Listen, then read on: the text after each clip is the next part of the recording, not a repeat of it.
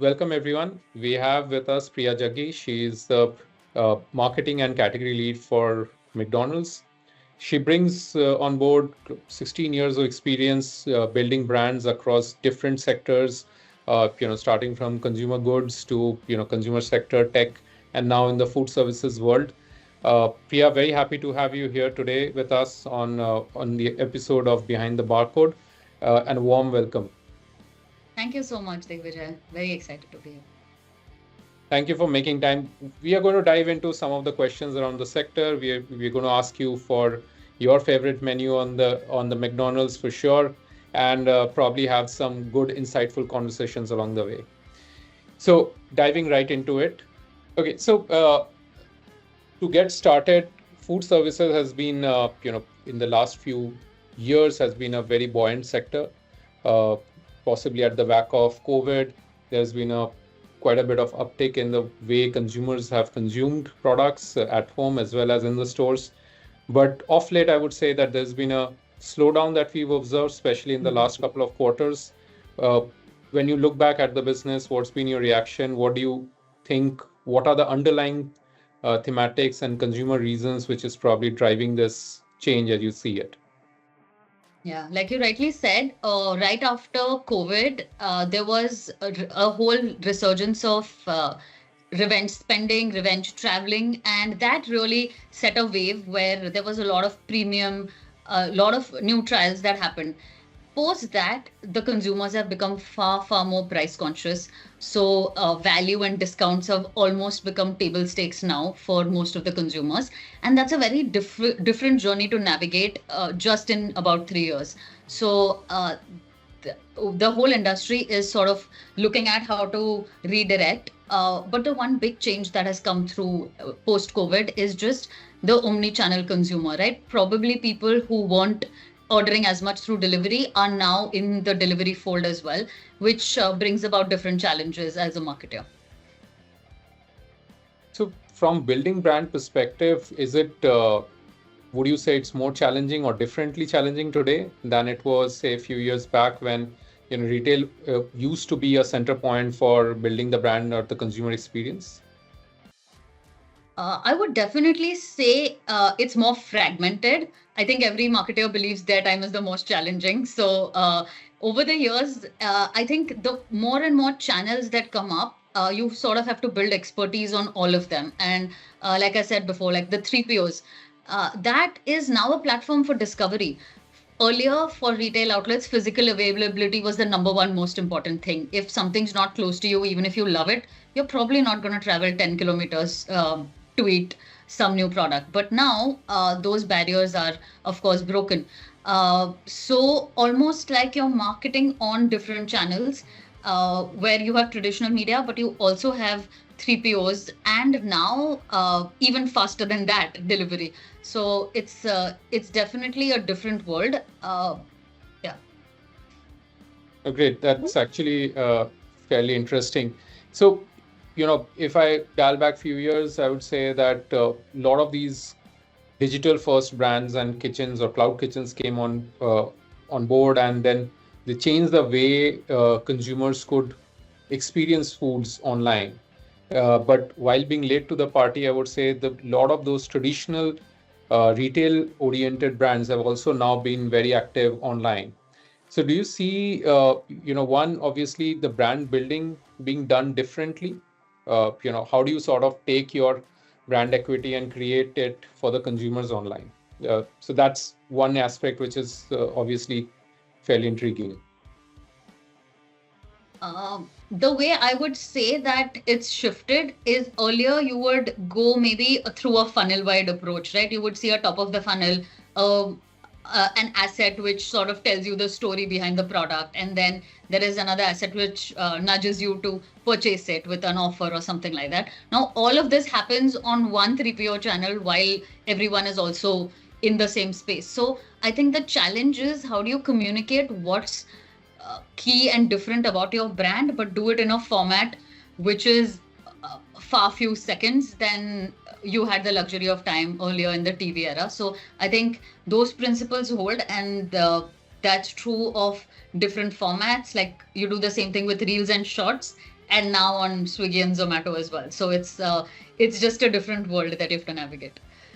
So effectively, it's about how quickly can I land the brand message in a shortest time possible, and possibly taking the least amount of real estate online, because obviously all of this is for the mobile screens, which are not that big. Okay. Uh, you spoke about the store experience and the omni part of it. So, you know, what has been some of the few things which has driven good store experiences or consumer experiences in the store? Uh, I think one big change in consumer experience along with the digital wave is that people are getting far more comfortable in ordering digitally. So something like a self-ordering or a digital kiosk is something that tends to happen, especially with the younger generation who are far more comfortable.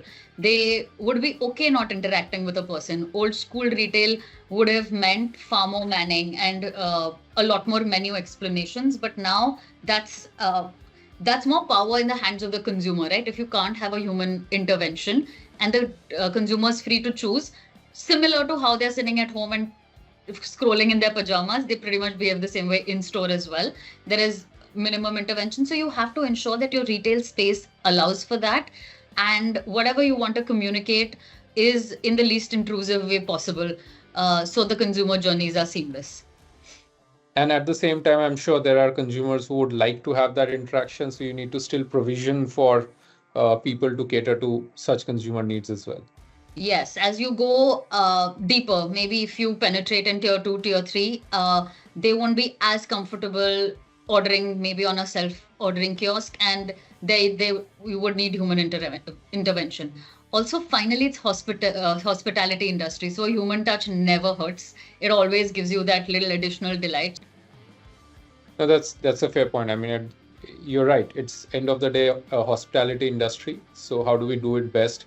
That also brings me to the other point of direct to consumer, right? So again, traditionally, retail has been a key focal point for those experiences, but you know, more and more brands now have their own app. You know, they're trying to bring consumers on that app, have engagement. How do you see this direct to consumer platform evolving? What's the role of this direct to consumer? It's all commerce, or is there something beyond that as well? I would go as far as to say that a direct to consumer, say an app, is just like a store experience. One day I decide to go to a store and I've decided it as a destination. Once you have your own app, it is a destination, right? Someone's decided to walk into your virtual store. And how do you give that experience and keep them engaged is something that we work on very much. But also it's in the world today, it's an expensive channel to build. So where equity is strong, and if you already have a strong delivery experience, you can leverage a D2C app. But otherwise, I would say it's not for everyone and not very easy to win in this very competitive space. Fair. So if, from a DTC perspective, let's say if you were to think of between a price of ease of delivery and just sheer experience, which could be defined as, you know, how easy or difficult is it to navigate. There could be certain features around it. In these broad three buckets, what, in your opinion, will be the most important feature, or and subsequently which one will be the least important? I think value and price is almost table stakes. I believe consumers do check out other apps for offers. A consumer who's sitting and ordering from home is definitely looking at other platforms and making a choice.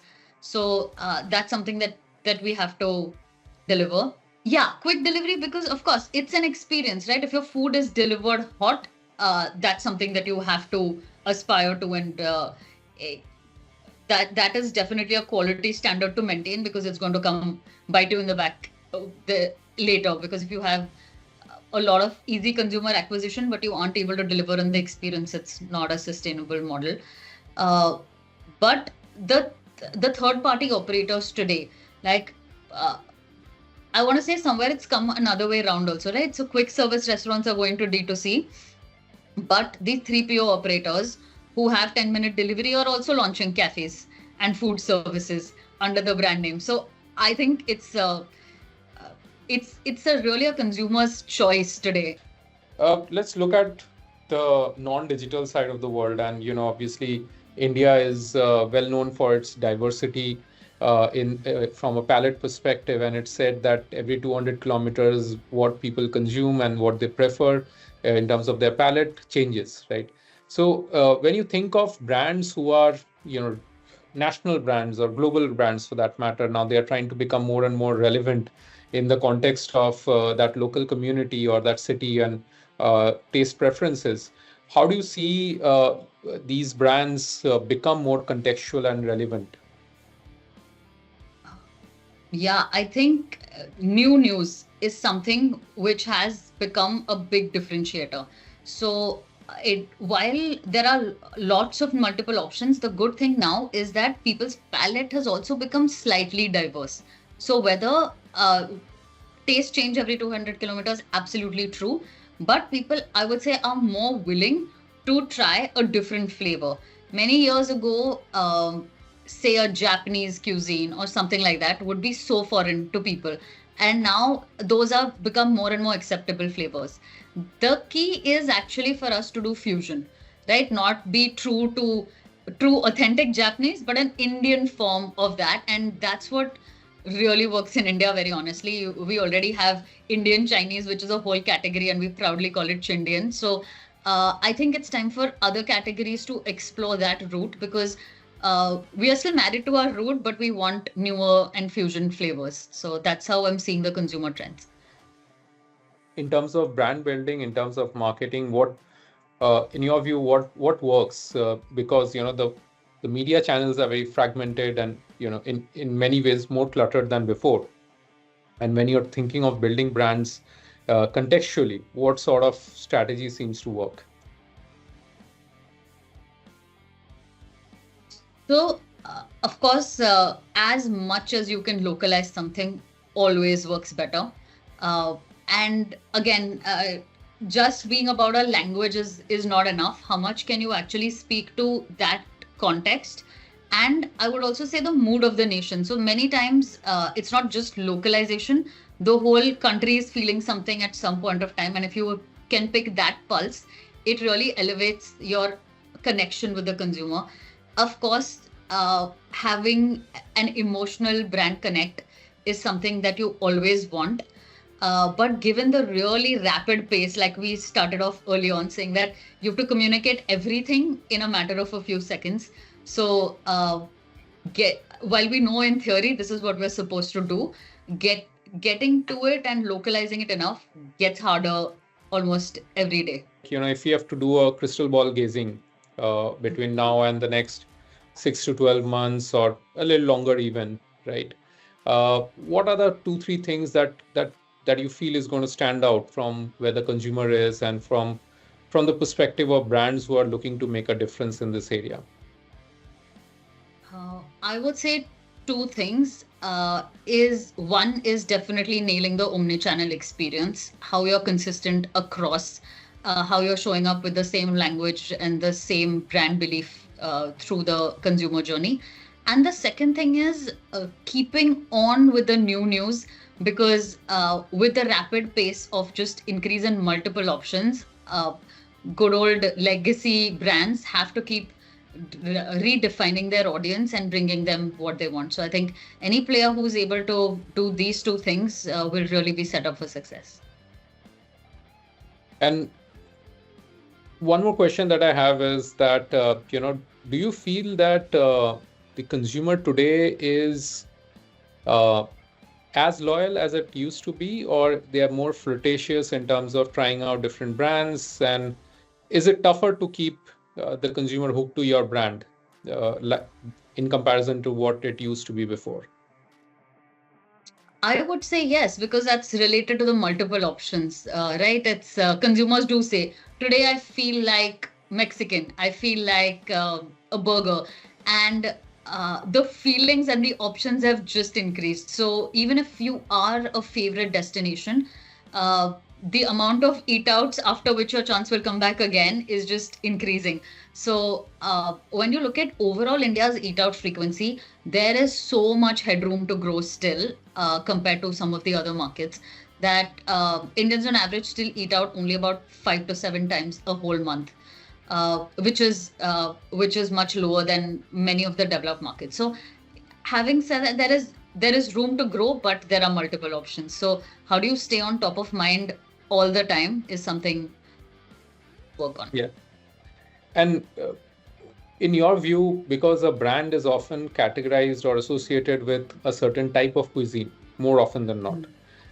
So how do brands sort of segment into new areas or avenues or experiences? Like, how do you move from a burger to a cafe, or a burger to possibly a Chinese, let's say? How does those transitions happen? Yeah, I think I do believe there is merit in standing for something in the consumer's mind, because then the leap is just about new news versus standing for everything, right? And India's unorganized sector actually is much larger than the organized right now. But the unorganized sector, if you see, there are few specialists, but most of the family restaurants that we look at, they actually have all the cuisines. They have Indian, all types of Indian, North, South, Chinese. So when you are everything, then you don't stand for something. So it's easier to get replaced. But then when you stand for one thing, your new news comes through experience interventions. Either there could be interesting collaborations. That's one way to go. Or there could be flavor interventions. So I think these are the two ways which you usually balance your marketing calendar to keep the new news fresh. Let's have maybe a round of rapid fire questions, and would love to hear your immediate reactions and answers to some of these. So what's your staple order at McDonald's? Oh, it's a filet of fish meal. Yeah. And what's a brand that you look up to when it comes to building great consumer experiences? For me, it's Disney. I think Disney has been able to build a world so fantastical and carry so many millions of people on this absolutely crazy journey that I'm inspired every day. Who would think all of us would watch cartoons about a mouse? But here we are, and it's not just content, it's experiences, it's parks, it's products, it's the works. So great. I agree. And Marvel, with Marvel, things have sort of expanded into a completely different universe. Okay, what's the most recent marketing avenue or technique which you sort of loved exploring? I think dynamic creative optimization. So you work around different contextual copies across anything that you input. So it could be on cricket, or it could be by day parts. Say you have a different copy for an evening versus a morning. And I just feel it's a very simple, sweet way to reach consumers. Yeah. And I also love the really witty APNs that all these apps have adopted. I'm a big fan. All right, great. So thank you so much for your time, Priya. It was lovely having you here for this chat, and thanks for sharing your candid views around the sector and what's happening around this very exciting space. Thanks you once again. Thank you. It was so fun.